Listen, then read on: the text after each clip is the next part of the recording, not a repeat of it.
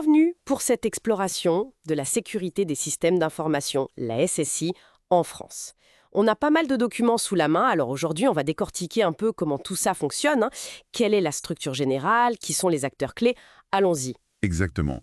Alors, la SSI en France, c'est un domaine qui est quand même assez structuré, hein. Il y a un cadre réglementaire, des normes. Oui, et au centre de tout ça, on trouve l'ANSSI. C'est l'Agence nationale de la sécurité des systèmes d'information. C'est vraiment elle, l'acteur pivot. L'ANSSI, d'accord. Et son rôle, c'est quoi précisément? Elle fait deux choses principales. D'abord, elle émet les recommandations, les bonnes pratiques, quoi. Et ensuite, elle a une mission de surveillance, surtout pour ce qu'on appelle les infrastructures critiques du pays. Ok, ça c'est le niveau national, l'État qui fixe les règles. Mais pour une entreprise lambda ou une organisation, comment ça se traduit au quotidien? Alors, elles doivent bien sûr suivre ces règles.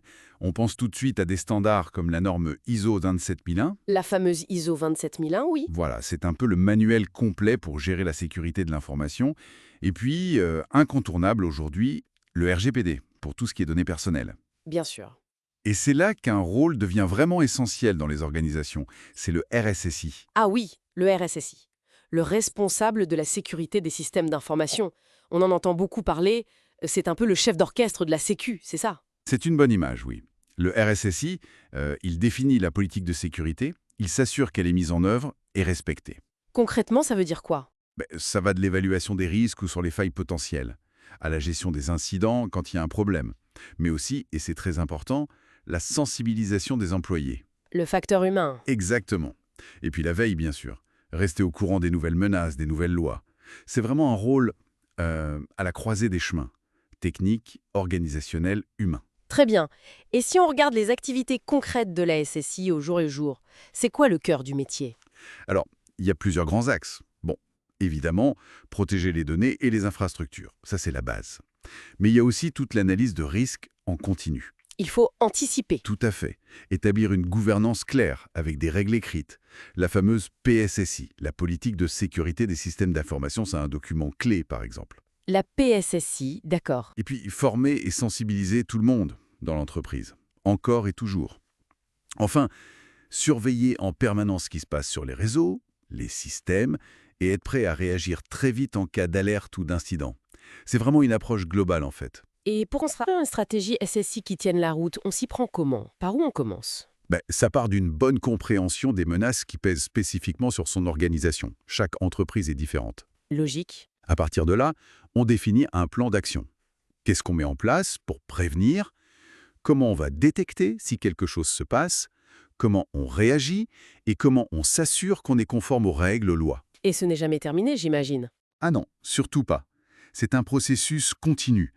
Il faut suivre des indicateurs, vérifier que les mesures sont efficaces et surtout faire de la veille sur les nouvelles menaces, les nouvelles techniques d'attaque pour adapter sa défense en permanence. L'anticipation, c'est vraiment le maître mot. D'accord. Donc on a la stratégie, la veille. Quels sont les autres éléments techniques ou organisationnels vraiment importants à mettre en place? Alors, l'analyse de risque détaillée, on en a parlé. Un autre point très sensible, c'est la gestion des tiers. C'est-à-dire? Les fournisseurs, les sous-traitants, les prestataires.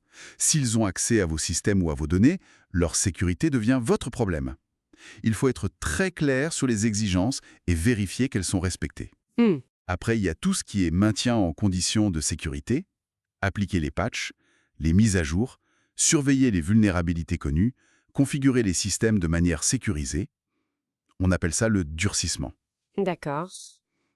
Et puis, un pilier fondamental, la gestion des identités et des accès. Qui a le droit de faire quoi dans le système d'information? Ça, c'est crucial. Oui.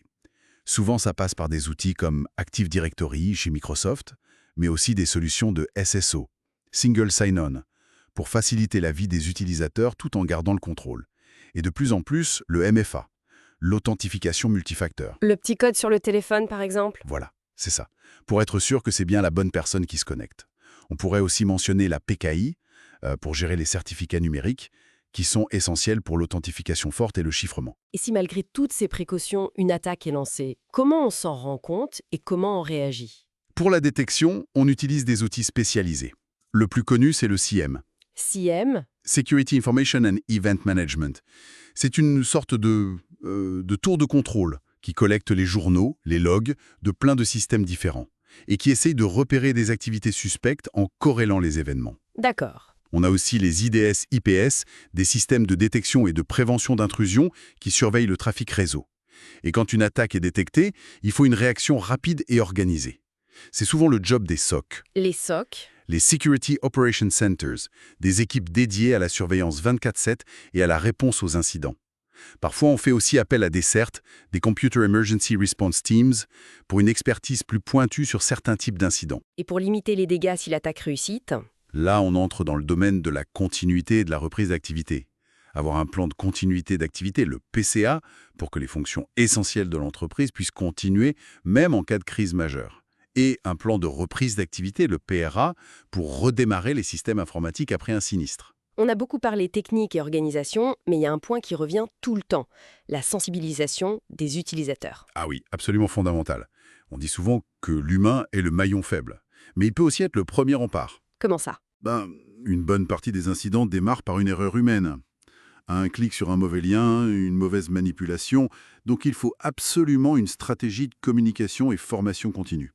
Expliquer les risques, les bonnes pratiques, faire des simulations de phishing.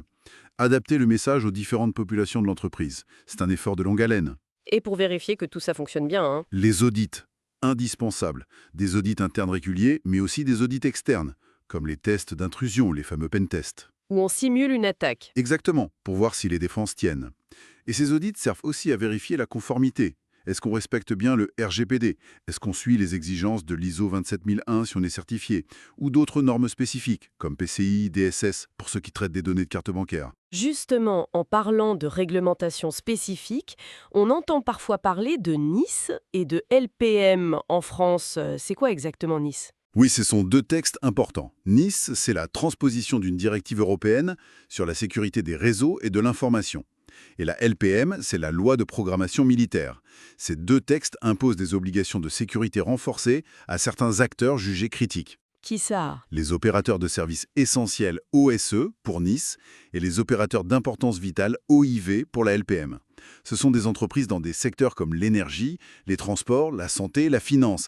Et d'ailleurs, ça bouge beaucoup en ce moment avec l'arrivée de NIS 2. NIS 2? Oui, la nouvelle version de la directive NIS qui va être transposée. Elle va élargir le champ des entreprises concernées et augmenter encore les exigences en matière de sécurité et de notification d'incidents. Ça met une pression supplémentaire, c'est clair. Bon, si on essaye de résumer tout ça, la SSI en France est donc un domaine bien encadré, avec l'ANSSI comme chef d'orchestre national. En entreprise, le rôle du RSSI est central pour piloter la stratégie, et cette stratégie doit combiner des mesures techniques solides, une organisation claire, une conformité réglementaire suivie de près, et surtout une culture de la sécurité diffusée partout grâce à la sensibilisation. C'est une excellente synthèse, oui. Tout est lié, en fait. Et peut-être la pensée finale qu'on pourrait laisser, c'est que face à des menaces qui évoluent constamment et des réglementations qui se durcissent, comme avec NIS 2, eh bien la capacité d'une organisation à s'adapter, à être agile, à anticiper, ce n'est plus juste bien, c'est devenu vital. La vigilance proactive et la résilience, c'est vraiment la clé pour survivre et prospérer aujourd'hui. L'immobilisme en matière de cybersécurité, c'est sans doute le plus grand risque de tous.